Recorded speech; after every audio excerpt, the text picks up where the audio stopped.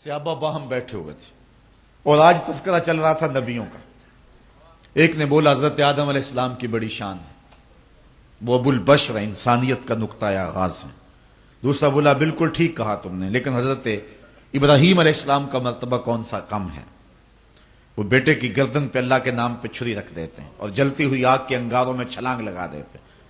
تیسرا بولا حضرت موسیٰ علیہ السلام کا مرتبہ کون سا تھوڑا ہے، ہاتھ میں عصا ہے، سر پہ امامہ ہے، اور فرعون کے دربار میں کھڑا ہو کے اللہ کا نبی توحید کا اعلان کر رہا ہے۔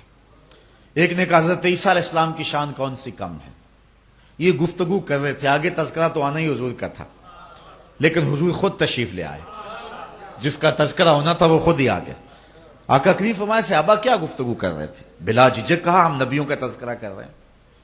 آج تو ایک پیر دوسرے پیر کا نام نہیں لینے دیتا، لیکن صحابہ نے کہا کہ حضور ہم نبیوں کا ذکر کر رہے ہیں۔ حضور خوش ہوئے، فرمایا تم نے کہا آدم صفی اللہ ہیں، ہوا کذالک، بالکل ایسے ہے۔ تم نے کہا نوح نجی اللہ ہیں، ہوا کذالک، بالکل ایسے ہے۔ تم نے کہا ہے کہ موسیٰ کلیم اللہ ہیں، ہوا کذالک، بالکل ایسے ہے۔ تم نے کہا عیسیٰ روح اللہ ہیں، ہوا کذالک، بالکل ایسے ہیں۔ آگے فرمایا الا وانا حبیب اللہ، سن لو میں بھی اللہ کا حبیب ہوں۔ لواء الحمد بیدی یوم القیامہ، سارا حمد کا جھنڈا قیامت کے دن میرے ہاتھ میں ہوگا۔ اور یہ جتنے نبیوں کا تم تذکرہ کر رہے ہو، آدم علیہ السلام سے لے کر کے حضرت عیسیٰ تک، یہ سارے کے سارے نبی میرے جھنڈے کے سائے تلے ہوں گے۔ ولا فخر، اور اس پہ میں فخر نہیں کرتا۔ یہاں ملا علی قاری نے مرقات میں بڑی خوبصورت بات لکھی، وہ کہتے ہیں بات فخر والی ہے، کرتے کیوں نہیں؟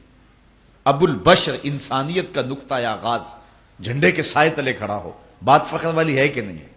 وہ ایک زمانہ تھا کہ کسی شخص کی والدہ فوت ہو گئی، تو ان کا شوق تھا کہ چیلم کی تقریب میں میری حاضری ہو۔ تو اس نے کہا جی ہمارے اس مجمع میں بڑے سول اور فوجی حکمران آئیں گے، آپ کو پیغام دینے کا موقع نصیب مل جائے گا، اتنے لوگ بہانے سے اکٹھے ہوں گے۔ ہمارے ہاں ایک ایٹمی سائنسدان آئیں گے، تو آپ تو پھر آئیں تو مجھے بھی شوق تھا انہیں دیکھنے کا، تو میں ان کے ہاں چلا گیا۔ جس کی والدہ فوت ہوئی اس کا تو سب کچھ اجڑ جاتا ہے، لیکن میں نے اس شخص کو دیکھا کہ اس کے پاؤں زمین پہ نہیں لگ رہے تھے، اس خوشی میں کہ آج میرے گھر کے اندر ایسے ایسے مہمان ٹھہرے ہوئے۔ یار جس کے گھر کے اندر چند معزز اور معتبر مہمان ٹھہرے ہوں، خوشی سے اس کے پاؤں زمین پہ نہ لگیں، اور جس کے جھنڈے کے سائے تلے نبی کھڑے ہوں، پھر اس کی کیا کیفیت ہوگی؟ لیکن کہا ولا فخر، میں فخر نہیں کرتا۔ ملا علی قاری بولے ابو البشر، انسانیت کا نقطہ آغاز، جھنڈے کے سائے تلے، لیکن ہے ولا فخر، میں نہیں فخر کرتا۔ شہنشاہ حسینہ، ماہ خوباں، جس کے چراغ حسن سے پورا مصر روشن ہو گیا، جناب یوسف علیہ السلام جھنڈے کے سائے تلے کھڑے ہیں، بات فخر والی ہے کہ نہیں ہے؟ کہا ولا فخر، میں نہیں کرتا۔ پاؤں کی ٹھوکر سے مردے کو زندگی دینے والا، اللہ کا جلیل القدر نبی، بن باپ کے پیدا ہونے والا، عیسیٰ روح اللہ، ماں کی آغوش میں نبوت کا اعلان کرنے والا، اللہ کا جلیل القدر نبی، ماں کی آغوش میں اپنی نبوت کا اعلان کرنے والا، اور اللہ کی طرف سے انہیں کتاب عطا کر دی گئی، وہ کہے جھنڈے کے سائے تلے کھڑا ہے، بات فخر والی ہے کہ نہیں؟ کہا ولا فخر، میں نہیں کرتا۔ ملا علی قاری کہتے ہیں جب بات فخر والی ہے تو کرتے کیوں نہیں؟ پھر خود ہی کہا یہ حضور کے لیے فخر کی بات نہیں ہے کہ نبی جھنڈے کے سائے تلے آئے، بلکہ یہ نبیوں کے لیے فخر کی بات ہے کہ حضور کے جھنڈے کا سایہ مل گیا ہے۔